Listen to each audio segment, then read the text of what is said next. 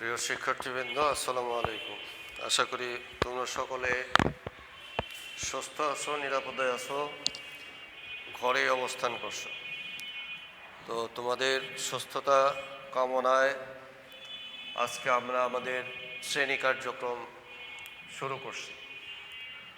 আজকে আমাদের পাঠের বিষয় হচ্ছে অর্থনীতির দ্বিতীয় পত্রের নবম অধ্যায়ে সরকারি ব্যয়, পাবলিক এক্সপেন্ডিচার। বিষয়টিকে আমরা কিছু সুনির্দিষ্ট বিষয়ের ভিত্তিতে আলোচনা করার চেষ্টা করব। বিষয়গুলো হচ্ছে সংজ্ঞা, অগ্রাধিকার তালিকা, সরকারি ব্যয়ের লক্ষ্য এবং সরকারি ব্যয়ের প্রকারভেদ। তো আমরা প্রথমে সরকারি ব্যয়ের সংজ্ঞা দিয়ে শুরু করি।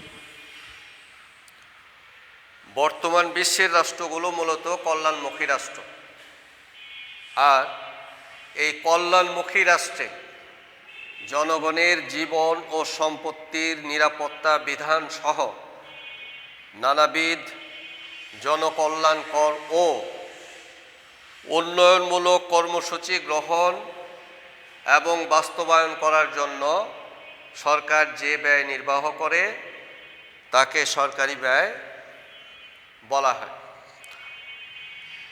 আমি বলছি এভাবে, বর্তমান কল্যাণমুখী রাষ্ট্রে জনগণের জীবন ও সম্পত্তির নিরাপত্তা বিধান সহ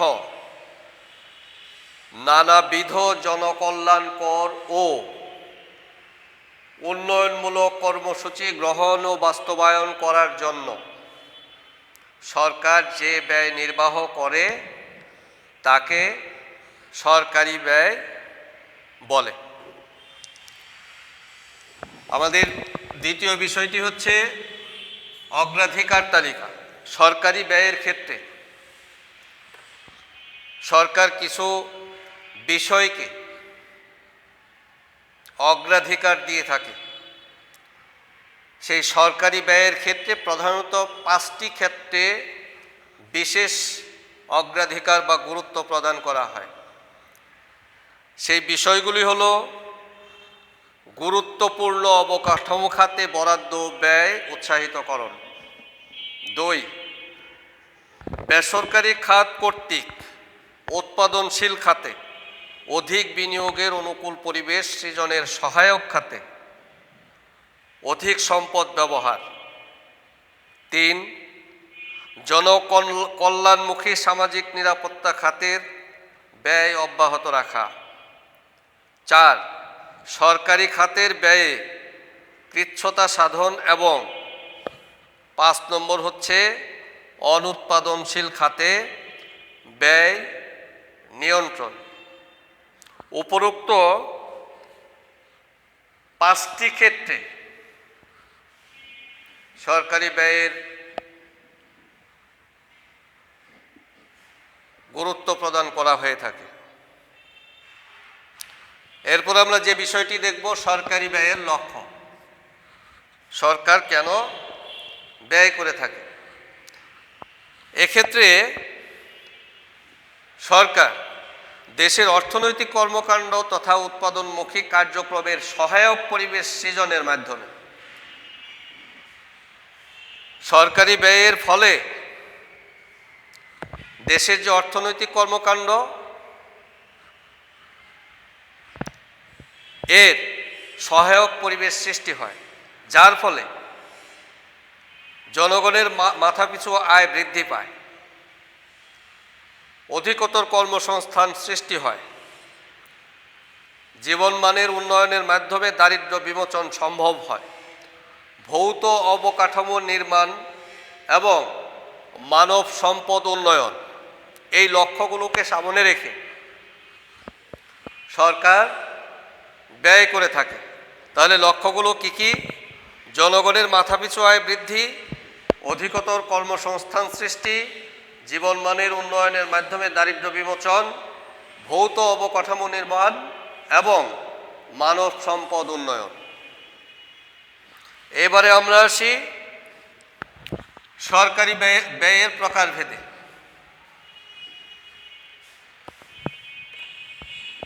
সরকারি অর্থ ব্যবস্থায় সরকারি ব্যয়কে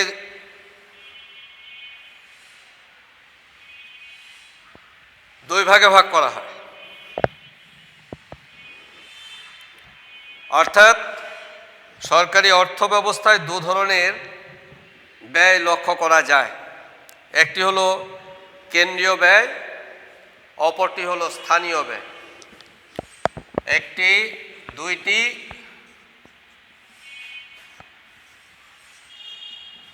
এক হচ্ছে কেন্দ্রীয় ব্যয়,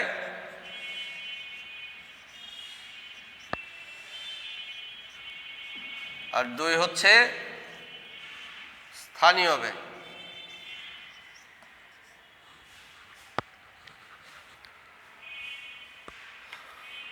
কেন্দ্রীয় ব্যয়, কোন দেশের কেন্দ্রীয় সরকার তার দায়িত্ব ও কর্তব্য পালন করার জন্য যেসব ব্যয় সম্পাদন করে তাকে কেন্দ্রীয় ব্যয় বলে। কেন্দ্রীয় সরকার সাধারণত জাতীয় স্বার্থকে বিবেচনা করেই বিভিন্ন খাতে অর্থ ব্যয় করে থাকে। সাধারণত কেন্দ্রীয় ব্যয়ের খাতগুলো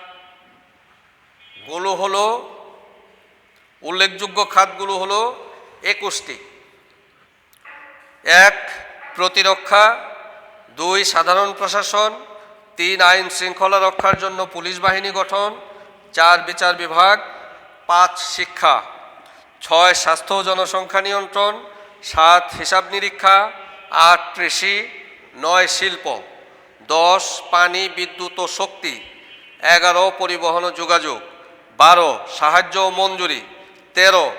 জনকল্যাণমূলক কার্যাবলী যেমন স্বল্প মূল্যে বা বিনামূল্যে চিকিৎসার সুযোগ প্রদান, শিক্ষার সুযোগ সুবিধা বৃদ্ধি, শ্রমিক কল্যাণ খাতে ব্যয়, অবসর ভাতা, বেকার ভাতা, বার্ধক্য ভাতা, বিধবা ভাতা প্রভৃতি। 14. সামাজিক নিরাপত্তামূলক খাতে ব্যয়, 15. বন্যা, খরা, ঘূর্ণিঝড় প্রভৃতি প্রাকৃতিক দুর্যোগ মোকাবেলা করা। 16. বাণিজ্য চক্রজনিত মন্দার সময় কার্যকরী চাহিদা অক্ষুণ্ণ রাখার জন্য সরকারি বিনিয়োগ বৃদ্ধি। 17. অর্থনৈতিক উন্নয়নের জন্য অর্থনৈতিক পরিকল্পনা প্রণয়ন ও বাস্তবায়নের উদ্যোগ গ্রহণ। 18. রাজস্ব সম্পর্কীয় কার্যাবলী। 19. অভ্যন্তরীণ ও বৈদেশিক ঋণের সুদ ও আসল পরিশোধ। 20. বৈদেশিক বিষয়াবলী। 21. অপ্রত্যাশিত ব্যয়। এই উল্লেখযোগ্য 21টি খাতে সাধারণত কেন্দ্রীয় সরকারের ব্যয়গুলো করা হয়ে থাকে। সাধারণভাবে জাতীয় সংসদ কর্তৃক অনুমোদিত বাজেটের অন্তর্গত বিভিন্ন খাতে বরাদ্দকৃত ব্যয়ের আলোকে এ ব্যয় করা হয়। 2002-03 অর্থবছর হতে 2018-19 অর্থবছর পর্যন্ত সময়ে খাতভিত্তিক বার্ষিক উন্নয়ন কর্মসূচির ব্যয় নিচে সারণীতে দেখানো হলো। এটা বাংলাদেশের প্রেক্ষিতে লক্ষণীয় যে এরূপ ব্যয়ের পরিমাণ ক্রমাগতভাবে বৃদ্ধি পাচ্ছে। বাংলাদেশ সরকারের কেন্দ্রীয় ব্যয়ের এরূপ কয়েকটি খাত নিচে দেখানো হলো। সাল, আমি সালের পরে খাতগুলো উল্লেখ করছি। সাল: কৃষি, বিদ্যুৎ, বিজ্ঞান, তথ্য ও যোগাযোগ প্রযুক্তি, যোগাযোগ, শিক্ষা ও ধর্ম, শ্রম ও কর্মসংস্থান, জনপ্রশাসন। টাকার অঙ্ক হচ্ছে কোটি টাকায়।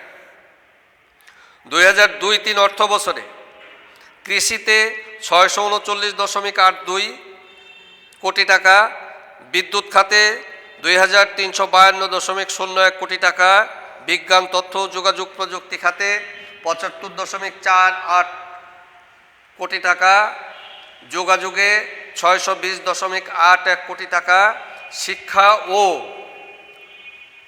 ধর্ম 2373.97 কোটি টাকা, শ্রম ও কর্মসংস্থানে 23.83 কোটি টাকা, জনপ্রশাসনে 68.08 কোটি টাকা। একইভাবে 2006-07 অর্থ বছরে 1050.04, 2485.21, 85.39, 486.59, 2774.17, 57.15, 309.28 এবং 2018-19 অর্থ বছরে উপরিল্লিখিত খাতগুলোতে যথাক্রমে 6,918.24, 23,225.36, 13,353.63, 2,021.01, 15,468.65, 464.30 এবং 4,964.30 কোটি টাকা ব্যয় করা হয়েছে। এই তথ্যটি আমরা পেয়েছি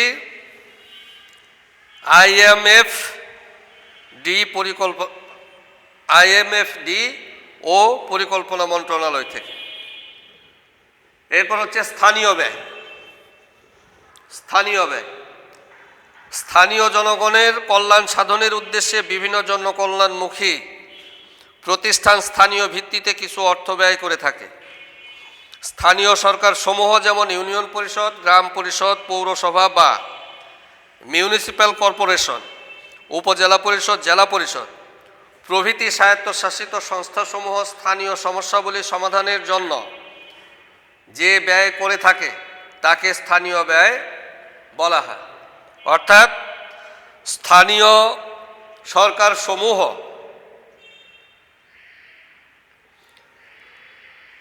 স্থানীয় সমস্যাবলী সমাধানের জন্য যে ব্যয় করে থাকে তাকে স্থানীয় ব্যয় বলা হয়।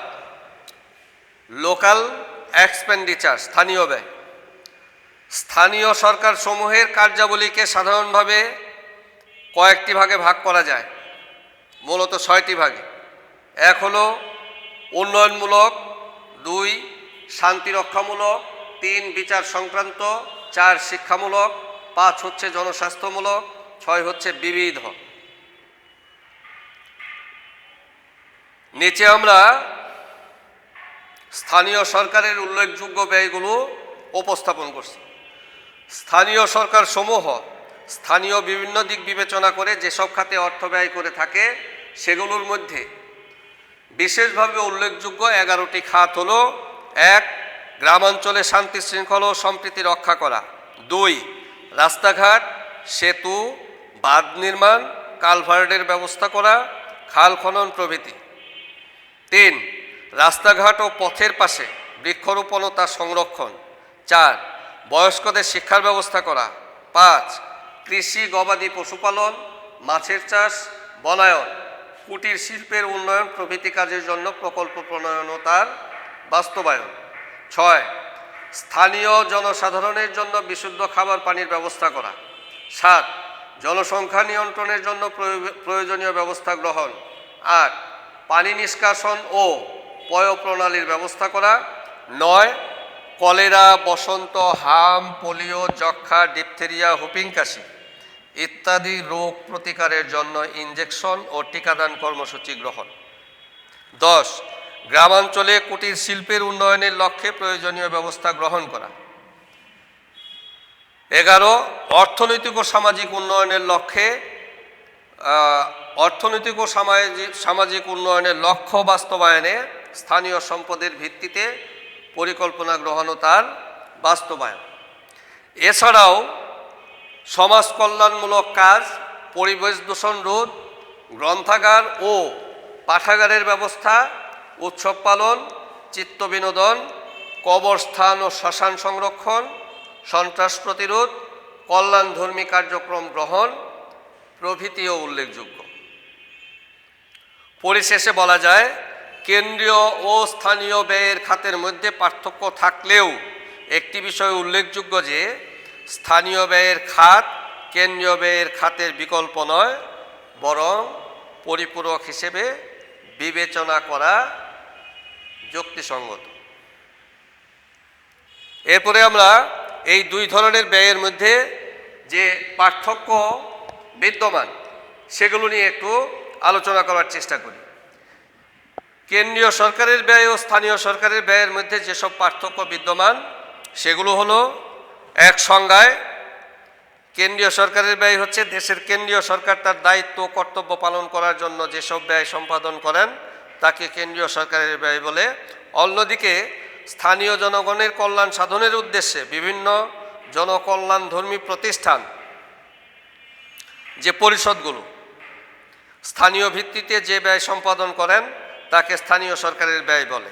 ক্ষেত্র, কেন্দ্রীয় সরকারের ব্যয়ের ক্ষেত্রগুলো হচ্ছে প্রতিরক্ষা, বিচার বিভাগ, সাধারণ প্রশাসন, শিক্ষা ও স্বাস্থ্যের উন্নয়ন, জনসংখ্যা নিয়ন্ত্রণ, রাষ্ট্র ও জননিরাপত্তা এবং জনকল্যাণ সাধন।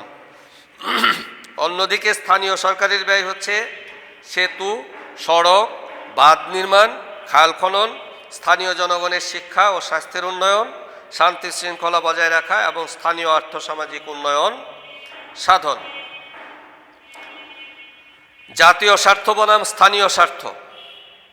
জাতীয় স্বার্থে কেন্দ্রীয় সরকারের ব্যয় পরিচালিত হয় আর স্থানীয় স্বার্থে স্থানীয় সরকারের ব্যয় পরিচালিত হয়।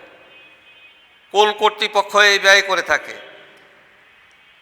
কেন্দ্রীয় সরকারের ব্যয় যে কোনো দেশের সরকার করে থাকে আর স্থানীয় সরকারের ব্যয় কোনো দেশের স্থানীয় জনপ্রতিষ্ঠানের নির্বাচিত প্রতিনিধিগণ করে থাকেন। আয়তন, আমরা শব্দ দুটিতেই বুঝতে পারছি কেন্দ্রীয় সরকারের আয়তন বা পরিধি ব্যাপক, স্থানীয় সরকারের আয়তন তুলনামূলকভাবে কম। সম্পদের উৎস, কেন্দ্রীয় সরকারের ব্যয়ের ক্ষেত্রে দেশীয় ও বৈদেশিক উৎস থেকে সম্পদ আহরণ করতে পারে, আর স্থানীয় সরকারের ব্যয়ের ক্ষেত্রে দেশীয় উৎস থেকেই সম্পদ আহরণ করতে হয়। জবাবদিহিতা, কেন্দ্রীয় সরকার তার ব্যয়ের জন্য স্থানীয় সরকারের নিকট জবাবদিহি করতে হয় না, কিন্তু স্থানীয় সরকারের ব্যয়ের ক্ষেত্রে